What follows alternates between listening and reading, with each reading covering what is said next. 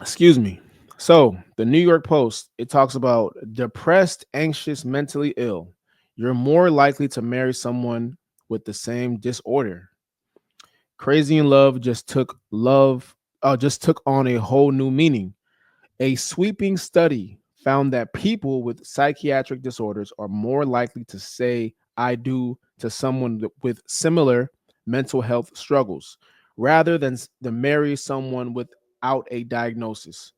The pattern holds across countries, across cultures, and of course, generations. Chun Che Fan, co author of the study and a researcher at the Laureate Institute for Brain Research, told Nature psychiatric disorders are on the rise in the US, affecting a staggering 23.1% of adults in 2022, up from 18.1% just 2 decades earlier, according to the National Institute of Mental Health. Past studies have shown that when one spouse battles mental health issues, the other is 2 to 3 times more likely to suffer from stress, anxiety, or depression. But the latest research goes even further, suggesting that mental illness might not just strain relationships, but also play a role in sparking them. In the study, Fan and his colleagues dug into health records of over 14.8 million people across Taiwan, Denmark, and Sweden. They looked at 9 psychiatric disorders: schizophrenia, bipolar disorder, depression, anxiety, ADHD, autism, OCD, substance abuse use disorder, and anorexia. The team found that people with psychiatric diagnoses are significantly more likely to marry others with mental illness and often pair up with someone who has the same condition. The pattern has only grown stronger over time, increasingly steady among couples born in the 1930s through the 1990s. I'm going to read this last bit here.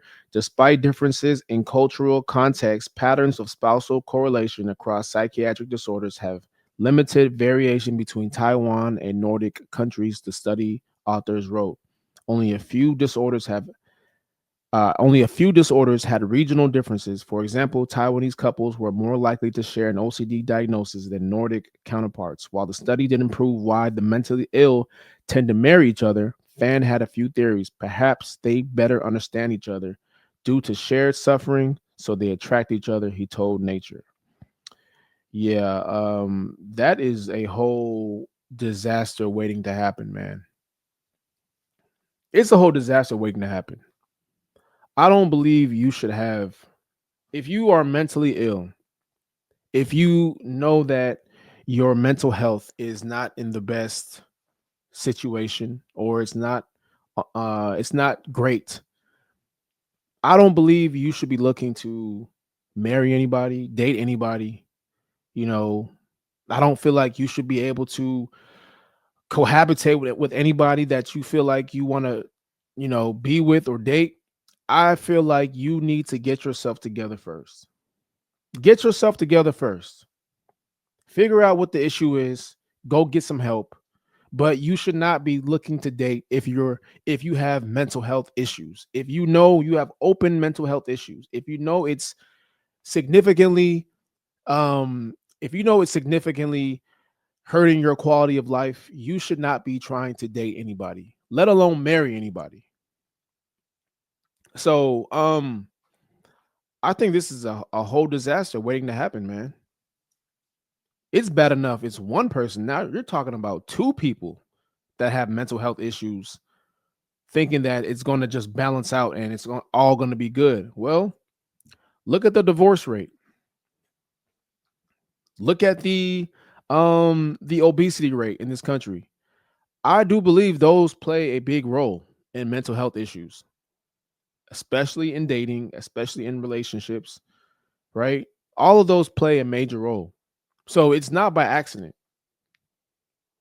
So, I mean, what do y'all expect? The more people eat, the more people substance abuse, the more people don't get help from past trauma or childhood trauma. And they think they can just go into a whole new situation or relationship and think that it's all going to just go away because they found the love of their life. you're sadly mistaken. That is a disaster waiting to happen. So, I mean, it sounds good. You know, they use that term, oh, we trauma bond, but those relationships usually end in a complete mess. It doesn't end well. And we have the stats to back it up, right? Um, so I mean, hey, people can do what they want to do. I'm not here to police anybody, but just from the outside looking in, I don't think you need to be dating or trying to marry anybody if you know you have mental health issues. If that is a concern for you, then you probably need to go get some help, and do not try to find somebody that has the same type of condition that you have or the same issues that you have, thinking it's going to balance you out. And now you guys can just go on happily ever after. We're trauma bonding. No, I don't think that is the right way to go about it. I think that's going to be just terrible.